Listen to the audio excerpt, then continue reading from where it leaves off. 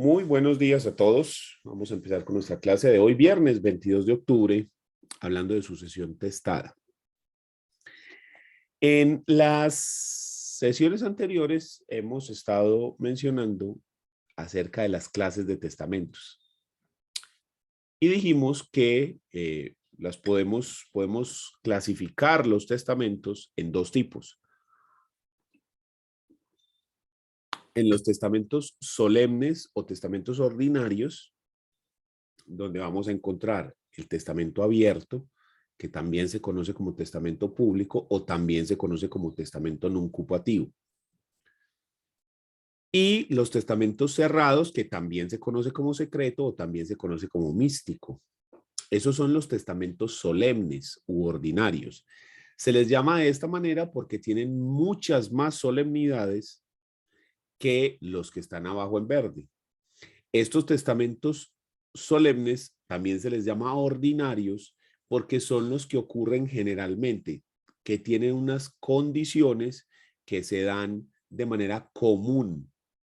Es decir, que la persona va y decide otorgar un testamento abierto cuyo contenido es público y puede ser leído por cualquier persona, o va y otorga un testamento cerrado cuyo contenido es privado y solamente se conoce después de que el causante haya muerto, cuando se hace la diligencia de apertura del testamento.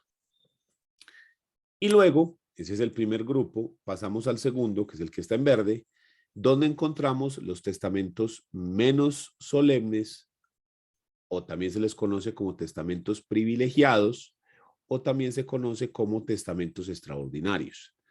Dentro de ese margen vamos a encontrar el testamento verbal o en peligro de muerte, el testamento marítimo o en caso de naufragio, y el testamento militar o en caso de guerra. Estos tres tienen la particularidad de que, como se dan en circunstancias extraordinarias, de ahí su nombre, se dan en circunstancias extremadamente poco comunes, el legislador les otorga unos beneficios, les otorga unas facilidades. Por eso se llaman menos solemnes, porque tienen menos solemnidades que los de arriba. O por eso se les llama privilegiados, porque en esa circunstancia especial se privilegia la voluntad de testar sobre algunas formalidades clásicas que los tienen los de arriba. Entonces de ahí viene esto. Dentro de esa clasificación empezamos a hablar del testamento abierto, público, nuncupativo. Y mencionamos dentro de ese testamento los requisitos especiales del testamento abierto, que son los que estamos viendo acá en este diagrama circular. Y fueron explicados. Y posteriormente hablamos de que como requisito esto tiene que firmarse frente a 3 testigos y esos 3 testigos tienen que tener unas condiciones especiales. Y ahí fue cuando dimos paso a hablar de la inhabilidad de los testigos, él aquí. Que esa inhabilidad se da en relación de unas calidades personales porque tienen una relación con el testador, con el notario o con los demás testigos entre sí. Estas circunstancias hacen que los testigos sean inhábiles, que los testigos no puedan servir como tales dentro del proceso. ¿Listo? Vamos a pasar a hablar el día de hoy del contenido del testamento abierto. ¿Qué es lo que contiene el testamento? El testamento debe contener los nombres y apellidos completos del testador para identificar quién es el testador, la nación a la que pertenece, porque recuerde que cualquier persona puede otorgar testamento en Colombia. No tiene que ser colombiano, cualquier persona. El lugar de su nacimiento, porque recuerde que la nacionalidad se establece con base en varias cosas. Una es el ius soli, que implica que la nacionalidad se establece por el lugar de nacimiento. Y en algunos casos se requiere un arandel adicional que es el domicilio. o que los padres sean de esa nacionalidad. También se establece la nacionalidad por el ius sanguinis y es por ser hijo o ser consanguíneo de una persona nacional de otro país, o también se establece por adopción. Entonces, puede ocurrir que una persona tenga doble nacionalidad o más, o puede ocurrir que una persona haya nacido en un estado, pero que no sea nacional de ese país, sino que tenga una nacionalidad diferente. Entonces, por eso se pregunta la nacionalidad y el lugar del nacimiento. ¿Qué más debe contener? El lugar del domicilio, porque también el ius domicilii sirve para establecer la nacionalidad. Debe contener las circunstancias de hallarse en su entero juicio. Entonces, el notario manifiesta que la persona está en su entero juicio. Y para que se logre esa manifestación, el notario hace una pequeña entrevista con la persona para asegurarse que la persona está ubicada temporioespacialmente. ¿Qué día es hoy? ¿Qué fecha? ¿Sí? ¿Quién es el presidente? ¿En dónde estamos? ¿Qué es lo que vamos a hacer? Para determinar la aptitud con P psicológica de esa persona que va a otorgar el testamento. En caso de que el notario note que la persona se encuentra perdida temporioespacialmente, bien sea por el consumo de alguna sustancia, medicamento, drogas recreativas, alcohol o similares, el notario se debe negar al otorgamiento del mismo, porque un requisito es que la persona se encuentre en sano juicio. Pero además, la persona debe hacer la expresión de que él se encuentra en sano juicio, porque eso queda bajo la gravedad de juramento. Y el notario, además de la entrevista, requiere que la persona lo exprese de viva voz. ¿Listo? O que lo exprese por escrito. ¿Ya? Debe reflejarse dentro del testamento el estado civil de la persona.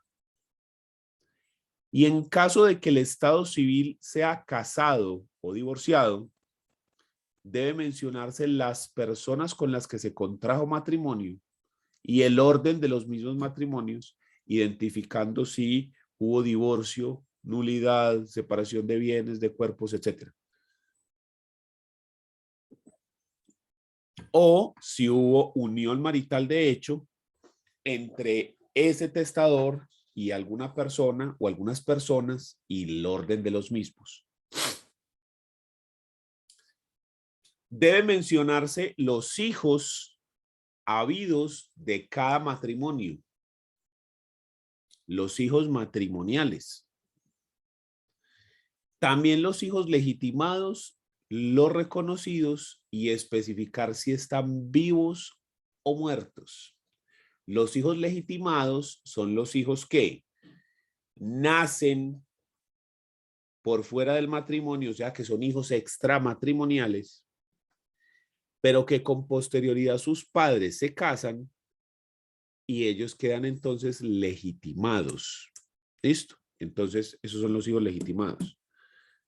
Y los hijos reconocidos son los hijos extramatrimoniales que el causante hombre ha reconocido expresamente.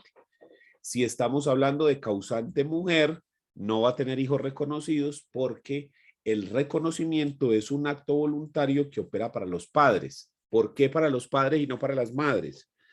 Porque con la madre la filiación se establece por una presunción y es que el hijo se presume de la madre por el solo hecho de haber nacido. Es decir, que la mujer que da a luz a un niño, la ley presume, de hecho, que ese es su hijo biológico. Esa presunción puede desvirtuarse, sí, pero digamos que en el 99% de los casos, los hijos que da a luz una mujer son sus hijos biológicos. Solamente en casos como en la maternidad subrogada, se da el fenómeno de que la persona dé a luz sin que sean sus hijos biológicos. Lo que le digo es una presunción de hecho, no de derecho, de hecho, que puede desvirtuarse. ¿Listo? Entonces, para la mujer no existe el reconocimiento porque los hijos se filian con respecto a la madre por la presunción que existe de maternidad, que es que el hijo se presume de la madre por el solo hecho de haber nacido. ¿Listo? Entonces, cada vez que hablamos del reconocimiento, estamos hablando del reconocimiento paterno, que se da para los hijos extramatrimoniales. ¿Listo? También debe contener los nombres y apellidos completos de los hijos extramatrimoniales que se piense reconocer con el testamento. Es decir, para los padres, volvemos, el hombre, ¿cómo se establece la filiación?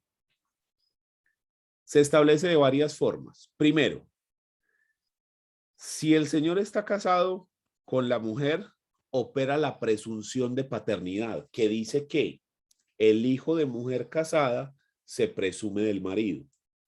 Entonces, en ese caso,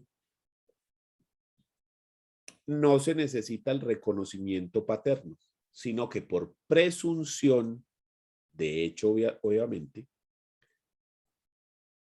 se le asigna, digamos, entre comillas, ese hijo a ese padre porque los dos, papá y mamá, están casados. Es una presunción de hecho, también puede desvirtuarse.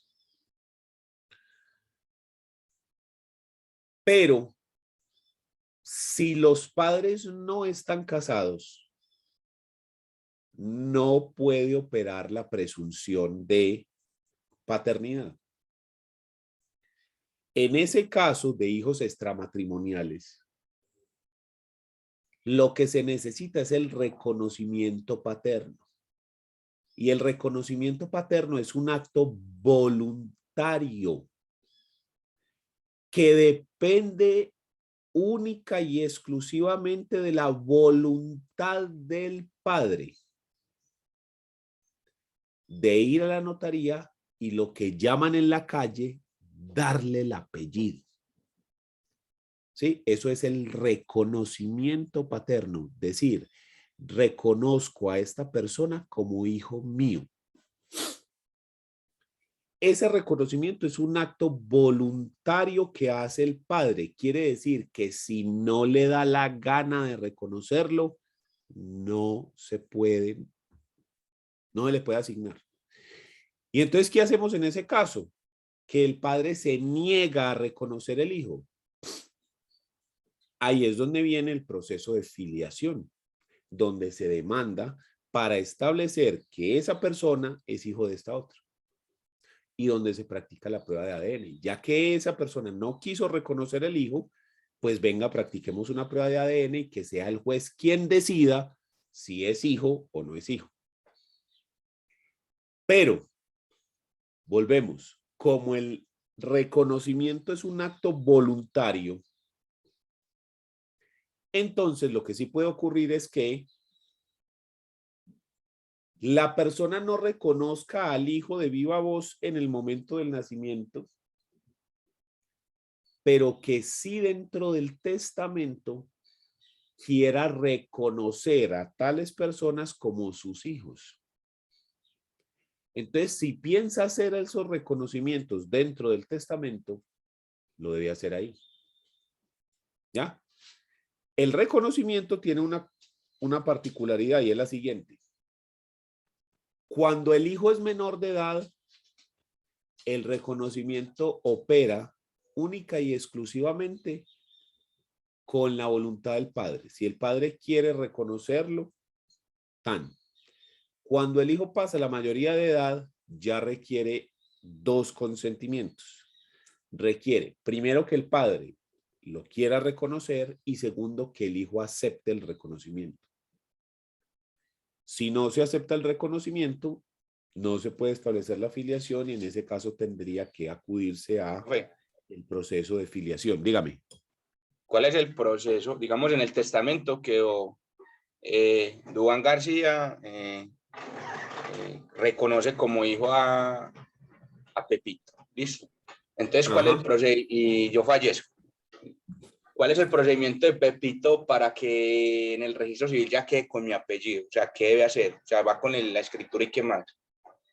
Ya, con ese testamento se solicita que se haga la inscripción en el registro civil por ese reconocimiento hecho ahí. Con eso basta, suficiente con eso. Y si vos te fijas en el reconocimiento, en el reconocimiento, en el registro civil, espérenme un segundito.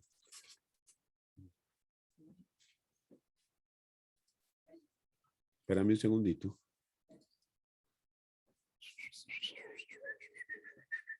Autoadmisorio, descarga, informe, inventario, registro civil de nacimiento. Aquí está. Está en plata.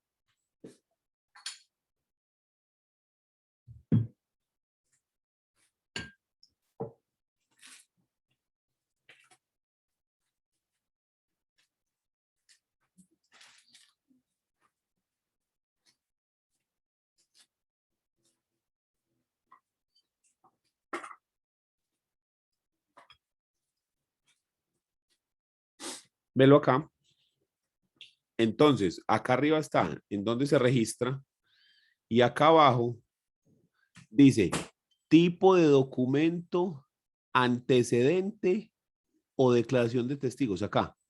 Entonces, acá se inscribe cuál es el tipo de documento mediante el cual se está estableciendo esto. Lo normal es el certificado de haber nacido vivo, que es el que se establece, el que se da en los hospitales cuando nace la gente, ¿sí?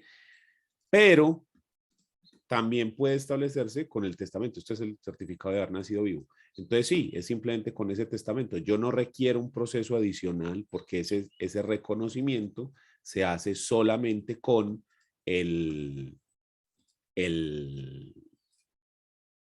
la declaración contenida dentro del testamento, ¿ya? Entonces no requiere un proceso adicional. Ahora bien, ¿qué ocurre si Duván reconoce a Pepito, pero los hijos de Duván dicen, ¿cómo? Si Pepito era hijo de Sofía, que era la novia de Duván. Todos sabíamos. Entonces este man va a llegar y va a reconocerlo y nos va a marranear nosotros la herencia. Nos la va a dividir. Oiga, eso sí son mentiras. Entonces ahí, ¿qué pueden hacer esos hijos? Pueden impugnar la paternidad que ya está establecida por ese reconocimiento, diciendo, un momentico, ese man no es hijo. Y pueden impugnar esa paternidad. Y se haría un proceso de impugnación de paternidad donde la idea sería fijarse si es o no es. Entonces hay que hacer otra vez prueba de ADN y toda la cosa. Entonces ahí está. Lo que pasa es que esto del reconocimiento en testamento es extremadamente poco común. Si ya son poco comunes los testamentos, ahora que se haga un reconocimiento por testamento, sí es, no, men. No, yo estoy seguro que si uno va a la estadística del último reconocimiento por testamento se haría por allá en 1962 o algo así. Sí, o sea, eso es muy poco común, pero ahí está, ¿sí? Miren que eso se ha vuelto un caso recurrente últimamente de que hay personas que no reconocen a sus hijos, famosos incluso, y que se emprenden todas unas batallas legales para que lo reconozcan. Hay casos y hay como campañas de los hijos de los famosos que nunca han sido reconocidos y que los demandan, Maradona, ¿sí? Julio Iglesias y así, gente así súper famosa que tuvo hijillos por ahí que y que no lo reconocieron y eso después pelean por, ¿sí? Bueno, ¿alguna otra duda? Listo, entonces continuemos. Entonces, dentro del contenido,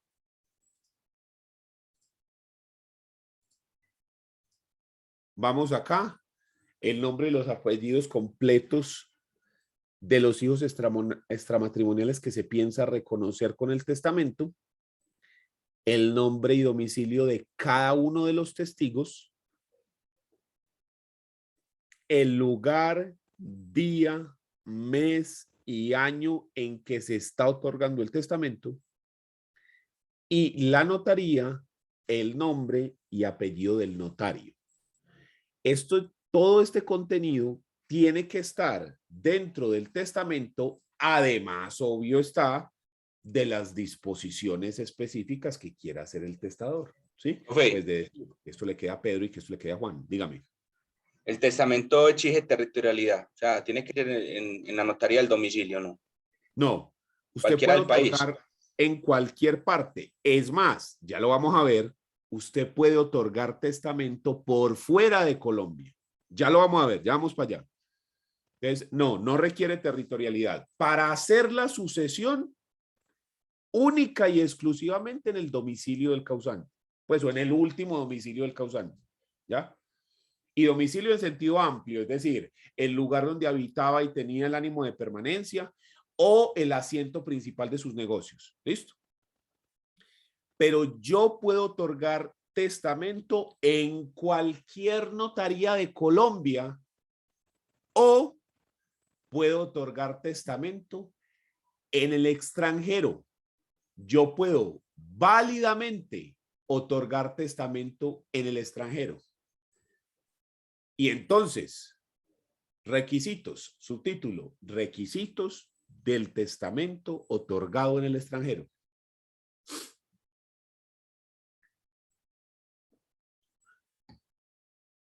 Requisitos del testamento otorgado en el extranjero.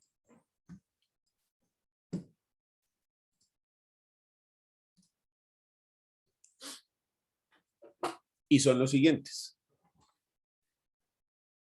El testador debe ser colombiano o si es extranjero, que esté domiciliado en Colombia. Obviamente estamos hablando aquí, paréntesis, de que se va a otorgar un testamento por fuera de Colombia para que se aplique en Colombia, ¿sí?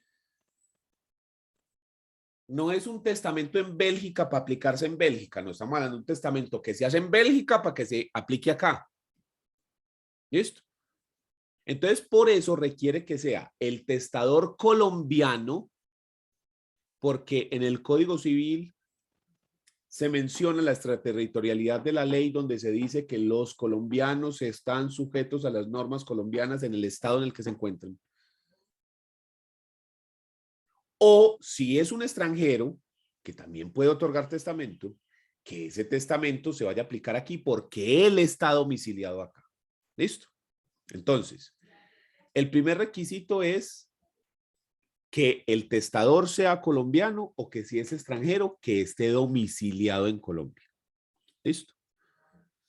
Segundo, debe tener testigos colombianos o testigos extranjeros, pero que estén domiciliados en la ciudad donde se otorga. Es decir, si yo utilizo testigos colombianos, no tienen que estar domiciliados ahí. Pueden ser colombianos, punto. Obviamente tengo que cumplir con todas las normas de los testigos. O sea, no por estar por fuera del país se dejan de cumplir esas normas de los testigos de las inhabilidades que vimos que eran un montón. No, tengo que cumplir con eso. Pero si son colombianos, no se me exige el domicilio. Si no son colombianos, tienen que ser gente que esté domiciliada ahí donde se otorga el testamento. ¿Por qué? Para facilidades probatorias en caso tal de que se requiera. En caso tal de que se requiera, pues podría comisionarse al juez o al inspector de ese lugar y que llame a los testigos y que diga si sí o si no, y no repartir y buscar por todo el mundo a ver dónde es que están domiciliados los testigos. Si son colombianos, pues la cosa se facilita mucho más.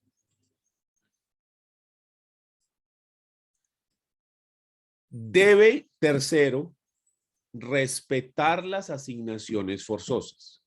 Y esto es apenas obvio porque si el testamento se va a aplicar en Colombia, no puede hacer caso omiso de las disposiciones que están en la ley colombiana. Y si en la ley colombiana dice que para el primer y segundo orden hereditario forzosamente tenemos que dejar el 50% de la masa para los descendientes o los ascendientes, según el caso, se tiene igual que respetar esas asignaciones forzosas porque ese testamento se va a aplicar acá.